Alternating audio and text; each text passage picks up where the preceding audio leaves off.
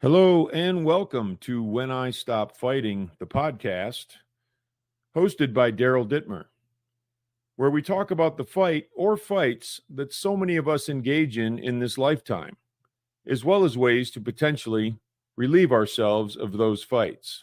Let's get started. Welcome to When I Stop Fighting, the podcast. My name is Daryl Dittmer. Today I'm joined by Drew Moore, creator, producer, and host of the Sober Fix podcast, and as you may have guessed, a sober human. Welcome, Drew. Great to see you again, man. Yeah, thank you, Daryl. Appreciate it. Thanks for coming on. It's I was fortunate to jump on your podcast, I guess probably a couple months ago anyway, but so thank you again for that. We had a great conversation, and I wanted to, continue our discussion, or at least reignite our discussion, around recovery and around getting better and moving forward and all those wonderful things that we do when we change our lives. And I'd love to start our discussion, if you're cool with it, by, just getting familiar with you and your story and what brought you to sobriety. Yeah, absolutely. And I loved having you on, Daryl. That was awesome. So for me, I was in addiction for 14 years. And it started off with alcohol when I was kind of late for most people. I started drinking at like 17. I didn't have any alcoholics or drug addicts that I knew of, at least in my immediate family. But it was like I had addiction or alcoholism just waiting for me, because I started drinking at 17. By the time I was 18, I was experimenting with harder drugs. And by the time I was 18, I was full blown on heroin, opiates, meth, the whole nine. And it was crazy because it really progressed within a year. So then I went on and I just continued to drink and use for 14 years. And it was a struggle. In the beginning, it was fun. The first couple years, and I was one of those people that I had a nice background. I had two parents who were supporting me. I had really on the outside every reason you would think for someone to have an opportunity to succeed. The thing was, though, the second I picked up that drink or drug for the first time, it was just on, and it hit me really quick. I immediately started to run into legal issues. And the thing was, the first 2 years, I would say I enjoyed it. And then I like to also say that the 12 years following that, I tried to make it back to those first 2 years. Mm-hmm. And I, towards the end, would eventually ended up getting me sober, because I had tried AA and I had tried different 12-step stuff when I wasn't ready. I had walked into the rooms at around 18 years old, and I walked in, and the thing was I could hear people sharing, and I could relate to some of their story. But the thing was, for me at 18 years old, as I walked in, the drinking and the other stuff still felt like it was working for me. I was still getting some fun out of it. And I'd listen to people share, and they're telling me, look, man, like I've lost my job. I've lost my kids. I've got multiple DUIs, all these different things that could potentially happen to us while drinking or using. The thing was, I just could not hear it. I could not hear it at 18. I was kind of looking at the differences, and say, oh, I haven't lost that yet. Or, oh, I'm not that bad yet, but as time went on, I started going to treatment centers. I started going to detox more often, started running into legal issues, and I was one of those people along the way that kind of said, look, I would pick something and say, look, if this ever happens, like if I'm ever drinking like at work or something, like then I have a problem, And the thing was, I would keep saying these different things that would then supposedly I would then stop. And the problem was, I started reaching all those points, and I still was continuing. And towards the end, it was like, look, I have to do something about this. I had what initially brought me into recovery this time was I had an overdose on 4/9/10. 4/9/20 during COVID. And my sobriety date now is 4/10/20. And after that happened, I had some scares before where I had my stomach pumped and had to go to the hospital. I had some things that happened to me before that kind of scared me, but this one for me was like, that's when I realized, like, okay, this is life and death now. Like for a lot of years, I always felt that I'd kind of get sober for a little bit and I'd kind of get the outside things in my life put together. And maybe I'd start working and I'd start talking to like family again. And maybe I'd start going back to school and I'd start building my life up just a little bit. And the thing was, though, is I would always end up going back to drinking. I thought that if I could just organize my life the right way, get things situated, that I would then be able to drink again. And the thing was, is I just always continued to go back to the hard stuff, and the drinking itself would always end up ruining my life. So when I had that overdose, it was like, you know what, this isn't fun and games anymore. Anytime I went to go drink again, I always felt like, you know what, I'll make it back to the rooms of recovery, like when I'm ready. The thing was, after this overdose, I realized, you know what, it's like, you don't always get that opportunity to make it back. I think each time I went out, it was like, I just had this idea that I was in control, and that, I'll go drink and I'll go try and have some fun. And when I'm ready, I'll come back in. And, we know today with all the people that don't make it back, it's like, you don't always have that chance, So when I jumped back into the rooms after this overdose, I was like, look, I'm all in. And, the rest has been history. I've just continued to stay connected. I've continued to go to 12-step meetings. I've continued to try and build a relationship and maintain a relationship with a higher power. I've continued to try to reach out to those that are either new in recovery or been in recovery for a while, or those that are out there struggling, and just try and stay connected today, and it's, I found that for me, I had to eventually go all in. I was one of those people that, and this is what I struggle with a lot of the times along the way, is I just wasn't all in. I was one of those people, for example, I'd walk into a AA or NA meeting and I'd sit in the back and I'd get there late and I'd leave early, and I was suffering inside. But if anyone were to say, hey, how you doing, man? It was like, oh, I'm good. I'm good. But really I'm suffering. And I was scared to reach my hand out and say, look, like, this is what's going on with me. I need help. I'm drinking against my own will. I don't know how to stop. And the thing was, is I just, I wouldn't raise my hand, and I'd end up leaving the meeting and I'd continue on the same lifestyle I was living, and I did that for a lot of years. But I found that once I started raising my hand and actually participating, and I started working the steps, and I finally got a sponsor, and I started to do all this stuff that was suggested to me for a lot of years, that for whatever reason I was resistant to in the beginning, and so here I am today, 4 years sober, 4 years and change. And it's a good life. I didn't know what I was missing until I finally got into real recovery and real sobriety. And that's kind of what brings me here to this point today, Cool, man.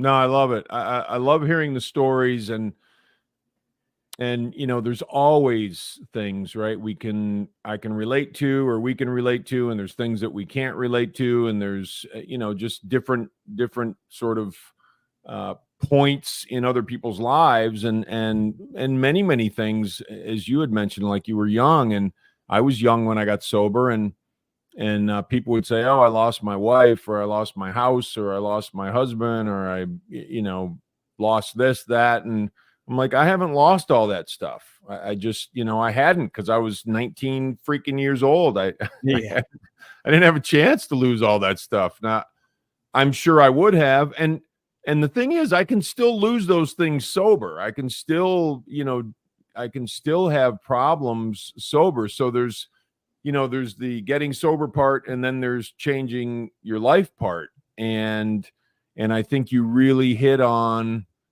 the changing your life part was when it really started to integrate for you, when you said, you know what, I'm going to do what they told me to do, right? That was the inflection point.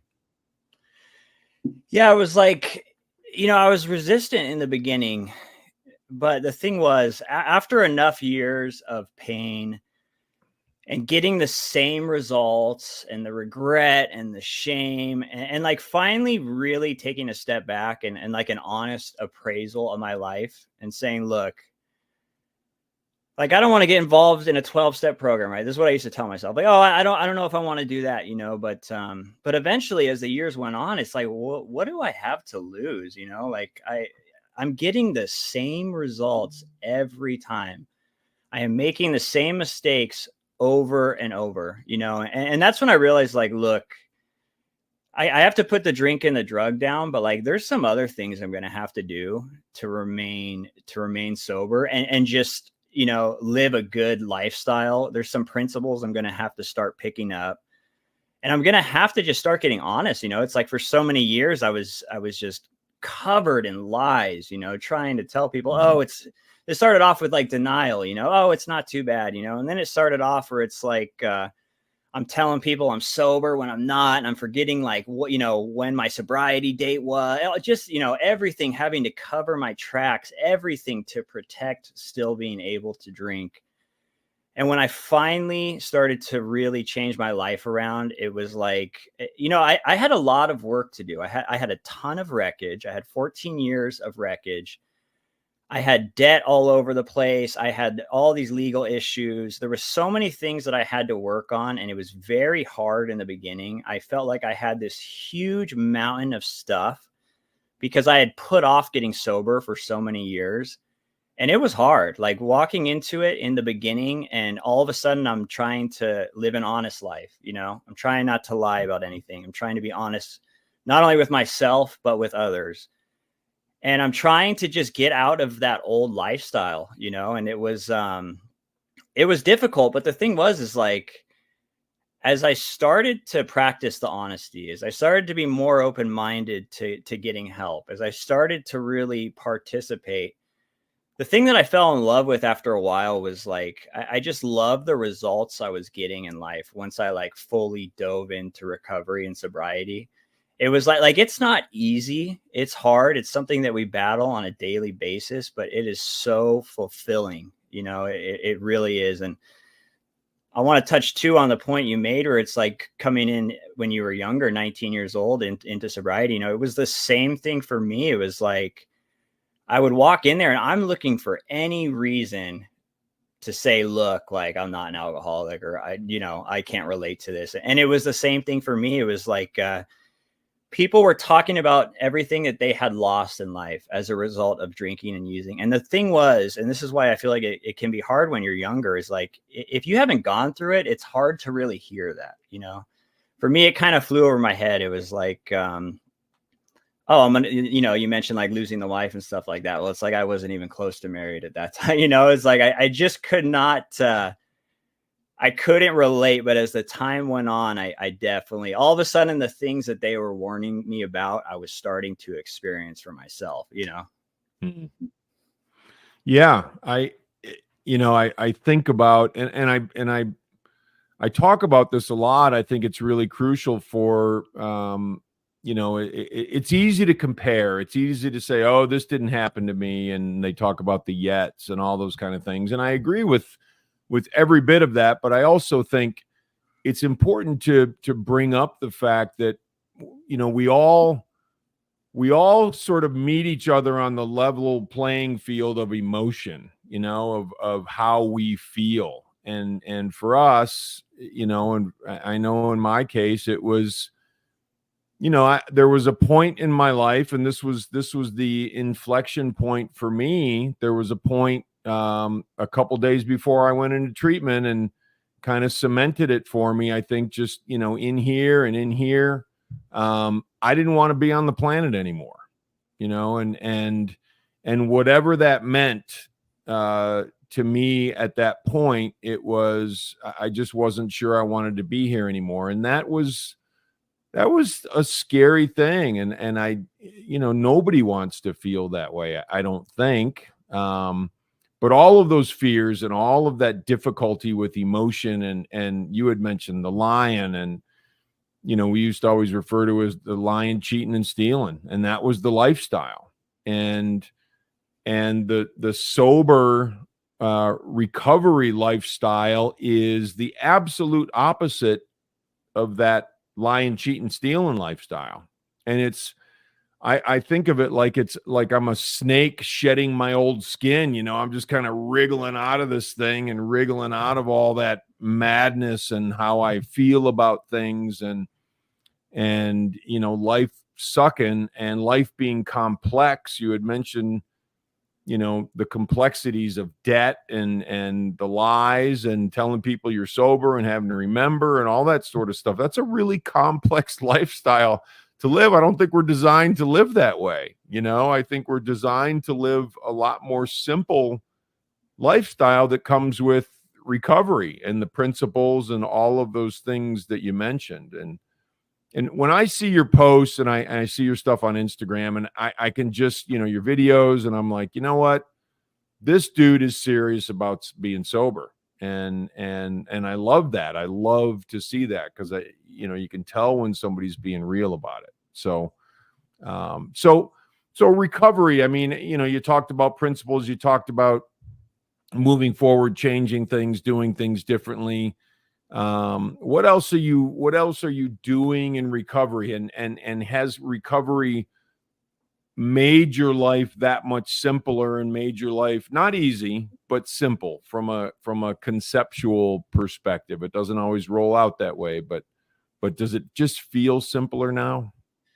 Oh yeah. I mean, when I look at my life today and the way I live it today in sobriety, I realize how hard I made everything years ago. Like I would drink over small things, So like I will turn the most minuscule, tiny, just little problem, and I would drink at it. That was my solution to everything. And the thing was, it's like let's just say, for example, like my boss says something to me at work years ago, and I'm all like butthurt about it, whatever. And it's not even a big deal. He's probably like telling me, look, like you need to do this better, whatever, Well, what do? Like I go and I want to leave work, or I want to quit and I want to go drink. And I just like, I just turned little things that could have just blown over into big issues with my drinking, and it's just not like that today. It's like, you mentioned it is hard. There's difficult times in sobriety, but it's like, it's such a simpler life. Like I remember always walking around and it was like, and I was a blackout drinker too, and it's like, it just was so embarrassing. I'd come to the next day, people would have to tell me what went on the night before, or when I was doing the drugs and I'm running around town and people are seeing me and I look terrible, and it's like, I used to walk around with so much shame of just like, I didn't even want to run into people that I knew out in public and stuff like that, and I had all these resentments about things that had gone on. And I was just full of regret and things like that. And I was just carrying all this weight, almost like the snake that you were talking about that we shed, and it's like, I don't live like that today. It's like, I made my amends. I cleaned up a bunch of stuff. I don't have these insane resentments that I'm carrying around towards other people, or even bigger that I'm carrying around towards myself, because I self-destructed for years over the resentments I had about myself, about all the failures and things that had gone on. And it's like, I'm free today. It's like a recovery program and sobriety has allowed me to be free. Not only am I not like locked up or legal issues, but I just feel free. I can go about my day and live my life without having to bow down to alcohol or other stuff. I could walk around in public. I don't have to look over my shoulder. I'm not driving, like looking in the rearview mirror, like, oh, there's a cop, or, like, I think I saw police over there, or I'm not worried about like running into people. It's like, I don't owe a bunch of people money like I always did before. I don't, I don't have these huge feuds with people over whatever has gone on because of my behavior while drinking and using. It's like, that's a perfect way to put it. It's not easy, but it's not easy to stay sober, but it's a much easier life, I guess is how I can put it, Agreed. Yeah, it really is. And I'm continually fascinated by our quest back then was freedom. Our quest back then was, I just, I don't want to have to think about all this stuff. I don't want to have to feel all this stuff. I want to be free from all that stuff. And come to find out, that's what locked us up. That's what put us in prison inside of our hearts and inside of our minds and inside of our souls. I mean, that was a prison. I love it when people talk about freedom and how, there's a feeling of freedom in recovery, and it's absolutely indispensable to get to that point. And how do we get to that point? For me, I was a 12-step kid too, and still am to a large extent, although I don't go to meetings. I haven't been to meetings in a while, but the practice these principles in all of your affairs is 100% like how I try to live my life. And the sort of 3 steps that they talk about in the 12 steps, which, trust God, clean house, help others, right? The 3 sort of tenets. Those are things those aren't like, I did those, I check them off and then I'm done, it's over. Warm up the bus. It doesn't work that way. It is a lifestyle, and that's how we attain that freedom, right? And one of the most important things to me about recovery has been, number one, I have to take out all the garbage. And you had mentioned, the amends and cleaning up the wreckage and all that sort of thing. And so to me, that's just taking out the garbage. And I think that's crucial. We can't have all that stuff that's still in us, because that'll just continue to churn and hurt us and damage us. And we've got to get all that stuff out. And that's a lot of what the mid part of the 12 steps is about, taking out the garbage. Have you found that the taking out the garbage part is really where that freedom comes, or is it more of a higher power thing? Is it a bunch of those things? How does that work for you, Drew? Yeah, for me personally, like I say this like in meetings and stuff, or when I'm just talking to anyone who's sober, or people that are not in sobriety and have made amends and stuff like that. I noticed a turning point for me in the steps when I did that, the 5th step, when I went over all of them, the moral inventory. I went over all my fears. The biggest thing for me was going over all the resentments and then finally making amends. Like I felt lighter ever since, it's like, I felt like, because for me, a lot of drinking and using went on because of a lot of the resentments I had towards myself. It's a weird thing, because it's like, alcohol for me, it worked in the beginning and it was a lot of fun. And then I started to have all these problems, and then I started to kind of experience like a ton of negative consequences and all the embarrassments and everything that I had failed at, and the failed relationships and all that stuff. That's what continued. That's why I reached for a drink towards the end. When I started, I was reaching for it. Like you had kind of mentioned, I felt free. It was fun. It was exciting, socializing. They call it the social lubricant. It's like, I reached for it in the beginning for fun. And towards the very end, when I was chasing that just like oblivion, that was really to just cover up all those resentments and basically mainly even towards myself, So when I did go through that process and I cleared up a lot of that, yeah, it was a huge turning point for me. I feel like taking out the trash, like you mentioned, I feel like, at least for me, it's like I had to go through that.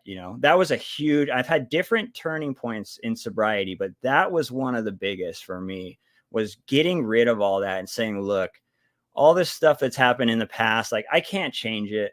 For years I've drank at it and I've tried to, just entertain the idea that I wish I could change it and stuff like that. And when I finally came to acceptance, like, look, it happened. There's nothing I could do about it now. I could just live a better life today, And it was a huge turning point. And then I would say the higher power too, like, I can't fully define my higher power, like I know it's different for everyone, but I don't need to fully define it. It's like, it's something that I'm always the relationship kind of evolves, and the big thing for me was just realizing that, like, look, like, it's not me, like I don't run the universe. I'm not in charge of everything.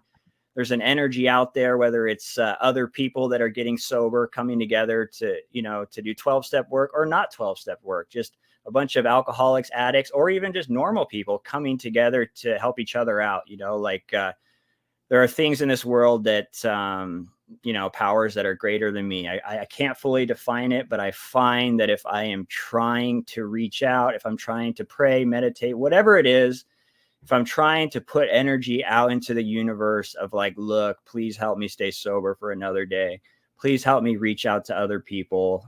Please help me live in today versus I was a person that was always living in the past or always living in fear of the future, worried about the next relapse or when, if I was doing well, it was like, when is this all going to come tumbling down, and so I can't fully define it, but I would say the two big turning points for me were doing all the amends work and letting go of that, and also trying to connect with some type of power, Very cool. Yeah. No, that's great, man. I my road with HP, higher power has been, a long and interesting road. And I've thoroughly enjoyed it because when I was a kid, I was, and like you, I didn't have, there wasn't like, there were things going on in the family. There was dysfunctional stuff, whatever, there were old, traumas that, my mom had, and I'm not sure about my dad, but whatever, we just had a family. We had what we had. But they hand you this box of stuff, right? When you're little, and they're like, okay, here's all the stuff you're allowed to believe. And for me, it was being a Lutheran, and it was, work ethic, and it was manners, and it was respect, and, all those things that I was allowed to do. And then all the stuff I wasn't allowed to do. And a lot of the stuff I wasn't allowed to do was because of religion. And so, religion sort of dictated, hey, if you do this stuff, man, you are going to a really bad place that's on fire all the time. And you're going to be there forever. I'm like, oh, well, that sucks. So you kind of get scared into, I got scared into, just believing that way. And I got sober, and I was like, I got to look at this. I got to look at what I believe, why I believe it. And I put all my stuff out on a table, and said, hey, started picking it apart. Like, okay, what's working, what's not. And you had mentioned, and you said it 3 or 4 times, I can't fully define my higher power. And I was thinking that's a wonderful thing, man. The less you define a higher power, the more, for me, and, not for everyone, but the more it's okay. Like, my definition starts to just go away. Like, I don't have to define what my higher power is. And very much like you said, I just got to know that I'm not the dude in charge, and that there's something up there. And for me, it was that makes the grass grow, that makes my eyes see, that makes the planets move and do their thing. And it ain't me. I'm not that cool. Right. And that was as simple as it was for me. And then it's grown from there, but it hasn't grown this way. It's grown inside of me, and the depth has grown, and the breadth inside of me has grown, and that feeling of, and this is what higher power means to me, that feeling of just knowing everything's cool, no matter what's going on outside of, swirling, whatever, everything's cool. And it took me a while to get to that point, but it was a very cool thing. And so I appreciate you saying all those things, because I could relate big time. And you had mentioned one thing about prayer, and I'll just say for me with like, God help me stay sober, that sort of stuff. And The only thing I say these days is thank you, because there's a faith that has grown inside of me that I just know, like, stuff's handled, man. You know, if I do my job, stuff's handled. And so all I got to do is say thanks. And it's kind of a cool thing, because it's that, you know, I don't have to define it. I don't have to make it anything, you know, crazy. It can be a very, very simple relationship. And that's a really cool thing. So anyway, I know I got a little long-winded, but the stuff you said, I could just relate to. So if you were going to talk to somebody in sobriety right now who is just getting started, you know, just kind of coming out the gates and looking for some direction, looking for some help, looking for, you know, somebody who's been sober over 4 years, what do I need to do to make this work? What would you tell them? I would say, you know, it's, I myself would definitely get them kind of towards a 12-step, you know, to at least try it, see if it's for them. You know, I understand it's not for everyone. The thing about the 12-step though, is like, it's a good way for you to be around other people that have been through the same thing, right? Been through addiction, been through all that, and now have like a common solution. You know, they're all just trying to stay sober a day at a time, you know? So I would definitely direct them to check out some meetings. Not everyone's going to stay, you know, but, at least get around other people that are sober. You know, my biggest mistake for a lot of years when I would get sober in the beginning was I wanted to still have these old relationships with people, you know, that were always drinking, and that was fine. Like, I could have still been in contact with them and stuff, but I wouldn't acquire any like sober friends. You know, I wouldn't go get other people that were on, you know, a recovery path and hang around them a little bit, you know? And it's like, I would definitely say, surround yourself with some people that have the same goal in mind as you, you know, if you're starting into sobriety. So I'd say check out 12-step meetings, see if they're for you, you know, listen to some speaker tapes when you have some free time, and you'll kind of get an idea of the program and what it is. Dive into that book, find a sponsor if that's what you're looking to do, you know, but definitely get some numbers, find some other people. The thing is like, I would get sober for a little bit, and I wouldn't like build up like a sober network or a fellowship. And what would happen is I'd end up hanging around the same friends, and let's say we were going to go play some pool or whatever, and they were drinking, and I'd say no to the first couple of drinks, you know, but as I would sit there and hang around and I'd see them drinking, I'd start to remember, my head would just be on me. Hey, remember that one time when you guys went out and you only had a couple drinks and you had a great time and you played pool and you actually went home that night and everything was good and there was no issues and no DUIs. Like, remember that one time you did that? Even though the other 1,000 times it turned into a disaster, you know? And my head would play all these games with me. And because like I wasn't around anyone else that was sober and stuff like that, like I'd end up going for that drink every time, you know? So it's like, I would say definitely find some type of support, find some sober people, change up your lifestyle a little bit. Don't get yourself caught in some place where you're going to have the fear of missing out, or you're going to be reminiscing about good times when alcohol or drugs were working, you know? And I would also say, just like, you know, go easy on yourself and try and take this thing a day at a time. You know, it's like, I know that is so cliche, but it's like, for me, especially in the beginning, I had to take it a day at a time. Sometimes it was an hour at a time. Sometimes it was a minute at a time. You know, my goal was like, I have got to get through today to the end of the day sober. The next day I will start all over again, you know? So that's the advice I would really give, you know, to someone that was just starting out. I love it. Yeah, I love it.